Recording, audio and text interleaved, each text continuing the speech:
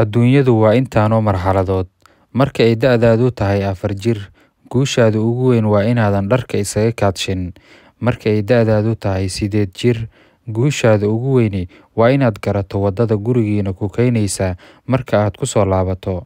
Marka ay da'daadu tahay 12 jir, guushaada ugu weyni waa inaad saaxiibo yeelato. Marka ay da'daadu tahay 18 sano jir, guushaada ugu weyni waa inaad hesho liisanka darawalnimada. Marka ay da'daadu tahay 23 sano jir, guushaada ugu weyn waa inaad jaamacadda dhammayso. Marka ay da'daadu tahay 25 sano jir, guushaada ugu weyn waa inaad shaqo hesho. Marka ay da'daadu tahay 30 sano jir, guushaada ugu weyn waa inaad reer yeelato.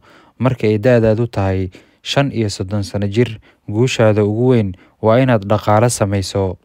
Marka ay da'daadu tahay 45 jir, guushaada ugu weyn waa inaad sii dhowrto muuqaalkii dhalinyaronimada.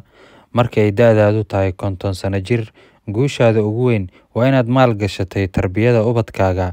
Marka ay da'daadu tahay 55 sano jir, guushaada ugu weyn waa inaad ahaato mid awooda waajibka ay ku leedahay xaaskiisa. Marka ay da'daadu tahay 60 jir, guushaada ugu weyn waa inaad ilaashato liisanka gaariga si aanan booliiska kaaga qaadin. Marka ay da'daadu tahay 65 sano jir, guushaada ugu weyn waa inaad ku noolaato xanuun la'aan. Marka ay da'daadu tahay 70 jir, guushaada ugu weyni waa inaadan dareemin inaad reerka dheeraad ku tahay.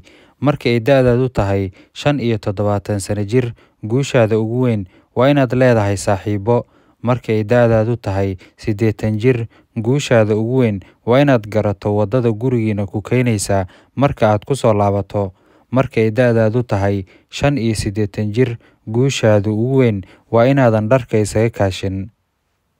Ilaahay subxaanahu wa tacaala wuxuu yidhi: waman nucammirhu nunakkisuhu fil khalqi afalaa yacqiluun. Adduunyadu waa sidan, waa adduunyo qaybsan, mana jiraan wax ka xun inaad sii ilaashato. Ee u fiirsa aakhiradaada, waayo iyada ayaa ah guushaada dhabta ah, ayuu leeyahay Ustaad Cabdulla Faarax.